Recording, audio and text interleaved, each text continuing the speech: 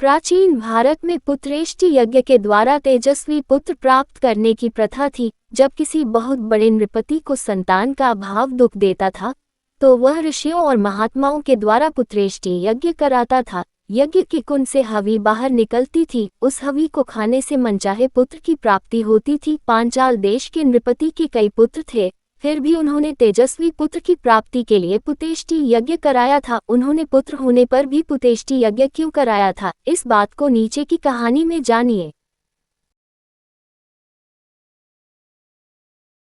हरिद्वार के निकट एक बहुत बड़े महात्मा रहते थे। महात्मा का नाम भरद्वाज था। भरद्वाज बहुत बड़े ज्ञानी थे, आत्मा और परमात्मा के भेदों के ज्ञाता था।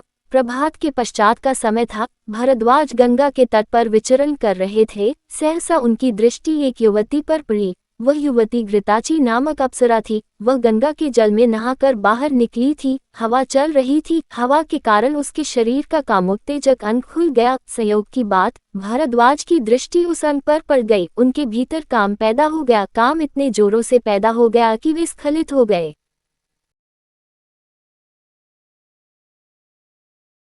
भरद्वाज जी ने अपने वीर्य को द्रोण के कलश में सुरक्षित रख दिया। द्रोण के कलश का अर्थ होता है पत्तों से बना हुआ दोना। भरद्वाज जी के उसी सुरक्षित वीर्य से एक पुत्र का जन्म हुआ।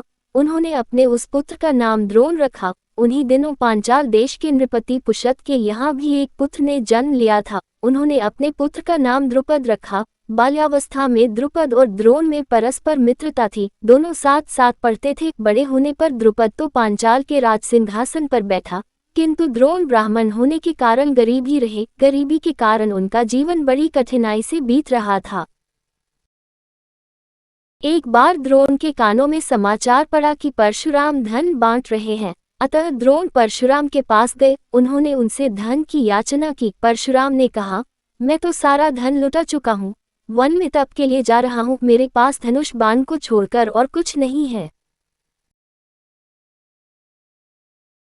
द्रोण ने निवेदन किया, मुझे धनुष बाण ही दे दीजिए और यह बता दीजिए कि कौन सा बाण किस तरह चलाया जाता है। परशुराम ने द्रोण को धनुष बाण तो दे ही दिया, अपनी पूरी बाण विद्या भी सिखा दी। द्रोण उस विद्या को सीखकर द्रोणाचार्य बन गए। दूसरी बार द्रोण के कानों में समाचार पड़ा कि द्रुपद धन बांट रहा है। अतः द्रोण धन के लिए द्रुपद के पास गए। उन्होंने द्रुपद से प्रार्थना की, मैं तुम्हारा मित्र हूँ, अतीव संकट में हूँ, मुझे धन देकर मेरी सहायता करो। द्रुपद ने बड़ी ही उपेक्षा के साथ उत्तर दिया, मैं राजा हूँ, राजा का मित्र कोई राजा ही होता है। तुम मेरे मित्र किस प्रकार हो? तुम गरीब ब्राह्मण हो, मैं तुम्हारी सहायता नहीं कर सकता। द्रोण का हृदय अपमान से भर उठा। वे द्रुपद से बदला लेने का निश्चय करके लौट गए। जब वे पांडव और कौरव राजकुमारों के गुरु बने तो उन्होंने अर्जुन के द्वारा द्रुपद को बंदी बनाकर अपने मन की आग को शांत किया। उस समय तो द्रुपद मौन ही रहा, किंतु उसके मन में भी द्रोणाचार्य से बदला लेने का विचार पैदा हो उठा। उसने निश्चय किया कि वह एक ऐसा तेजस्वी पुत्र उत्पन्न करेगा जो द्रोणाचार्य से उसके अपमान का बदला लेगा।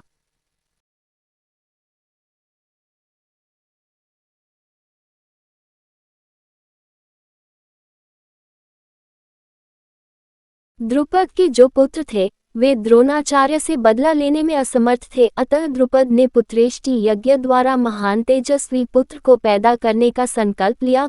पुत्रेष्टि यज्ञ कराने के लिए वह महात्माओं की खोज करने लगा। गंगा और यमुना के किनारों पर घूमने लगा।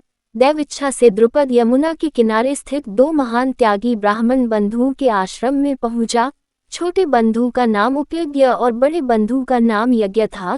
दोनों भाई अलग अलग आश्रम बनाकर रहते थे। द्रुपद छोटे भाई के आश्रम में रहकर उनकी सेवा करने लगा। जब सेवा करते करते काफी दिन बीत गए तो एक दिन अवसर पाकर द्रुपद ने निवेदन किया, मैं एक महान तेजस्वी पुत्र चाहता हूँ, कृपया पुत्रेष्टि यज्ञ के द्वारा मुझे तेजस्वी पुत्र दिलाए। मैं आपको 1 करोड़ गायें दे सकता हूँ। छोटे भाई ने उत्तर दिया, ये कार्य मुझसे नहीं हो सकेगा, तुम मेरे बड़े भाई के पास जाओ, वे अवश्य तुम्हारी मनोभिलाषा पूर्ण करेंगे। द्रुपद यज्ञ के आश्रम में गया। उसने यज्ञ के आश्रम में रहकर उनकी भी बड़ी सेवा की। एक दिन अवसर पाकर द्रुपद ने उनसे भी निवेदन किया, मैं एक तेजस्वी पुत्र चाहता हूँ, कृपा करके पुत्रेष्टि यज्ञ के द्वारा मुझे तेजस्वी पुत्र दिलाए। मैं आपको 1 अर्बुद गायें दे सकता हूँ।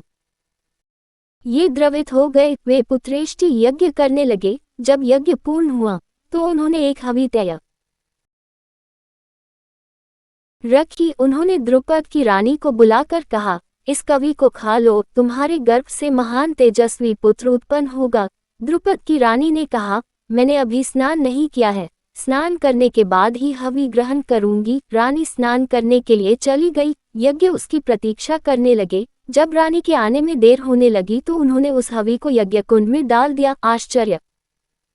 यज्ञ कुंड से एक बालक और एक बालिका प्रकट हो उठी। यज्ञ ने बालक और बालिका को द्रुपद को सौंप दिया। उन्होंने कहा, राजन, इस बालक का नाम धृष्टद्युम्न होगा, यह आपकी अभिलाषा को पूर्ण करेगा। बालिका का नाम कृष्णा होगा, इसे लोग द्रौपदी और पांचाली भी कहेंगे। इसके ही द्वारा कौरवों का सर्वनाश होगा। द्रुपद ने बड़े प्यार से बालक और बालिका का पालन पोषण किया। समय आने पर यज्ञ का कथन सत्य सिद्ध हुआ। महाभारत के युद्ध में धृष्टद्युम्न के हाथों द्रोणाचार्य मारे गए थे। द्रौपदी ही कौरवों के विनाश का कारण हुई थी। यदि दुःशासन भरी सभा में द्रौपदी को नग्न करने को प्रयत्न न करता तो महाभारत का युद्ध न होता, और यदि महाभारत का युद्ध न होता तो कौरवों के वंश का दीपक भी न बुझता। पर होनहार को कौन रोक सकता है? जो होने वाला होता है वह होकर रहता है।